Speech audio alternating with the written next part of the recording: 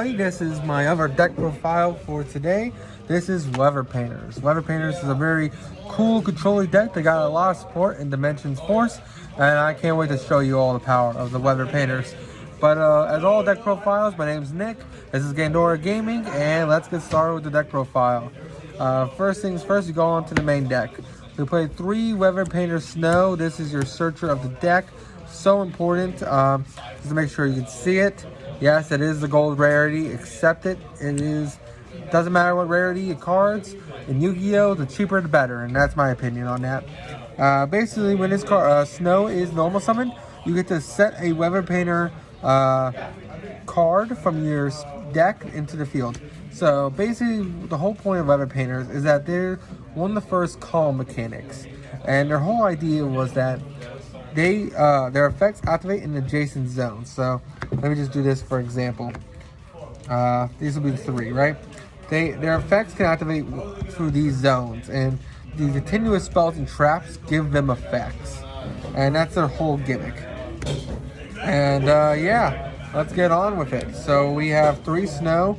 Your starter deck, level 0. It does suck that it has 0 attack, but it also helps that it has 0 attack because you can search it. Next, we have 3 Weather Painter Cloud. Cloud is amazing for this deck.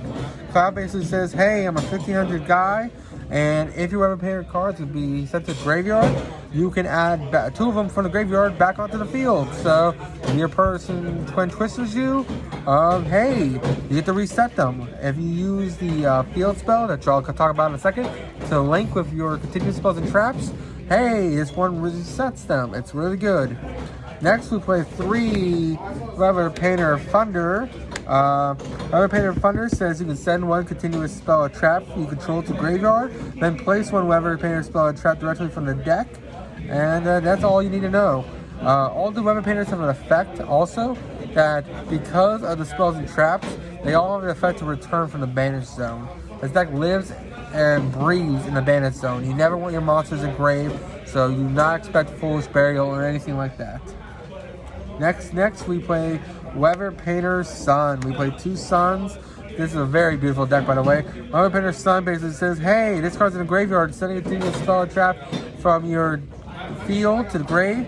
Special summon them back from the graveyard. And then, I think you place another Weather Painter spell or trap with a different name from your deck to the field, which is really good. It helps you get around things. It helps reoccur your Weather Painters. And he's overall is a really good dude. Next, we pick 1 Weather Painter Rain. It's the worst one. If you had to cut the Weather Painters, this will be the one you cut. This card says when this card is special summoned, place 1 Weather Painter spell or trap from your hand or face-up spell or trap zone. If this is placed from the deck, this will be solid, but the fact that it says placed from the hand kind of sucks. You will get its effect all the time because they all come from the banished zone every standby phase. So it's a really good card, but out of all the Weather Painters, this is the one you cut. Now we go on to Weather Painter Aurora. Aurora is one of the newer Weather Painter monsters. Basically says, hey, when this card is normal summon, place a Weather Painter spell or trap from your hand, deck, or graveyard basically onto the field, which is just like what Snow does. Also, this thing protects your spells and traps, and as the same with all the other Weather Painters, if it's in your banished zone, it returns. So the idea is that you want to get this card from the deck, special summoned, and then it'll protect your spell and traps. This is it for the Weather Painter monsters. Let's go on to the Weather Painter spells. Next, we have our new Weather Painter Forecast. This is the most broken card in the archetype besides the Link, and we'll get into it right now. Weather Painter Forecast basically says, hey, you want to play the game?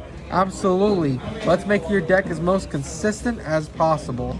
So what Weather Painter Forecast does is basically when it's activated, you get to activate a Weather Painter spell or trap from the deck onto the field. So right there, free advantage is a +1. Then it gives you another normal summon for your Weather Painters. So you already used your normal, well, you get the normal again, which helps again. And then it has the broken effect that you can use your spells and traps as link material for your links, which is stupid because now you have easy access to your Weather Painter Rainbow, which we'll get into its effect soon. But yeah, this card's just broken for the archetype.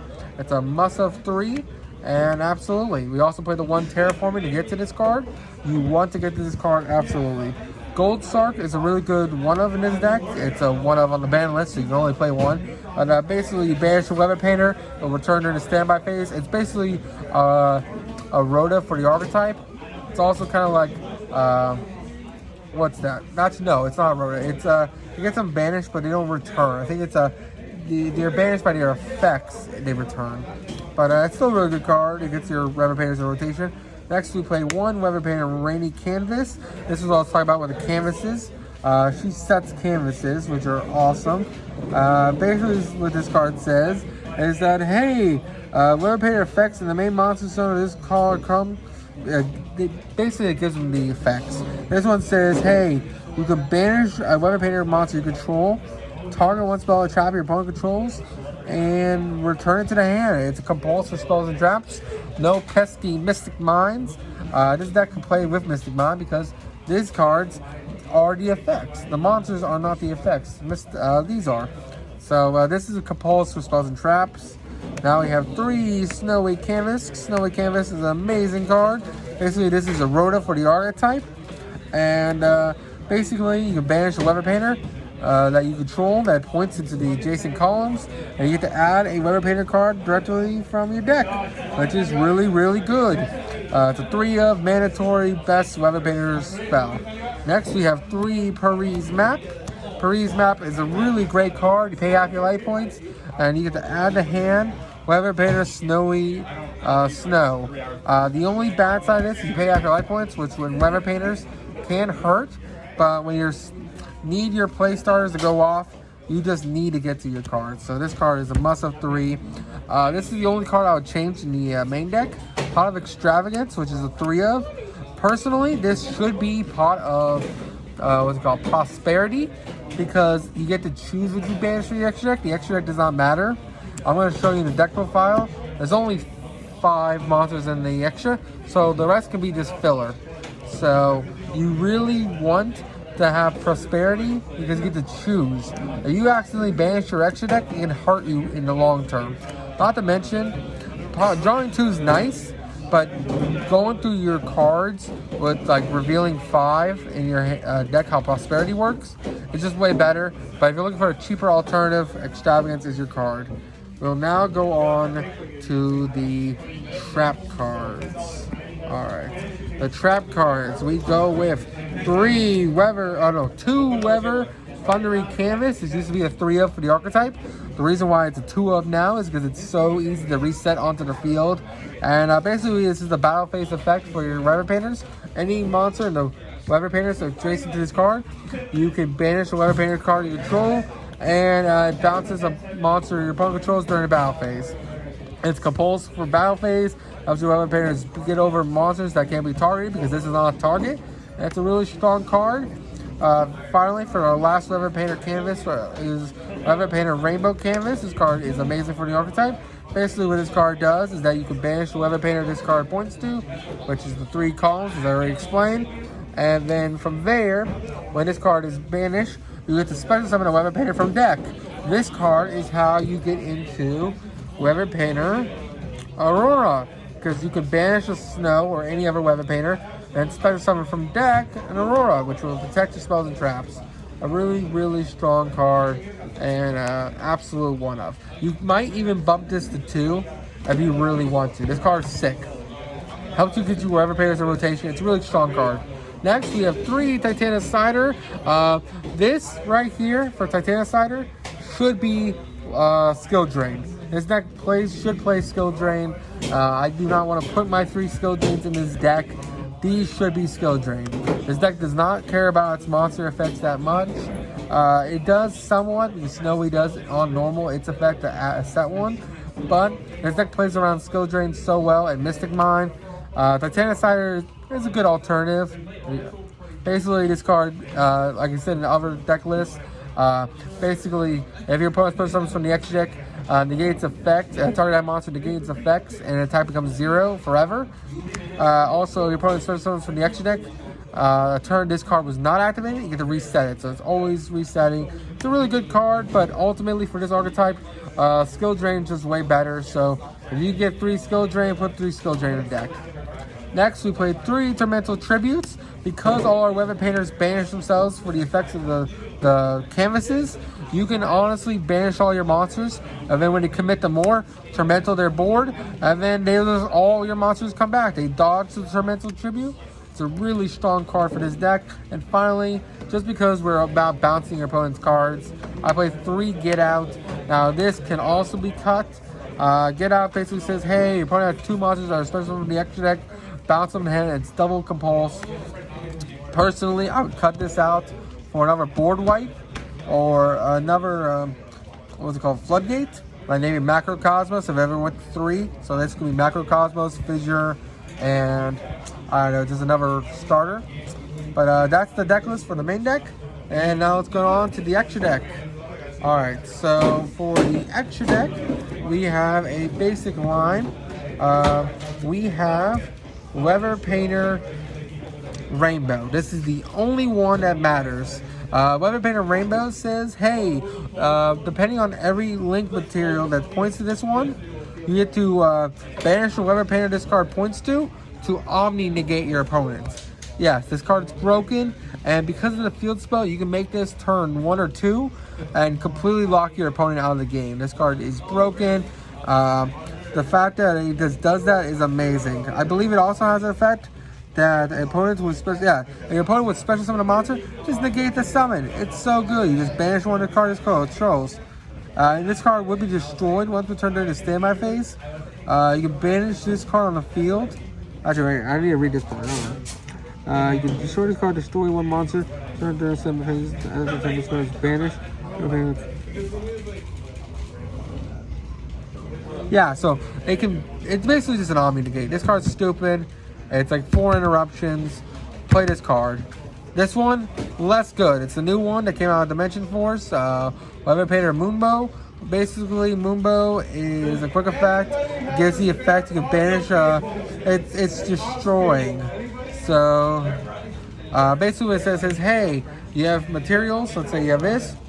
You banish one, the banished part monster opponent controls until the standby phase.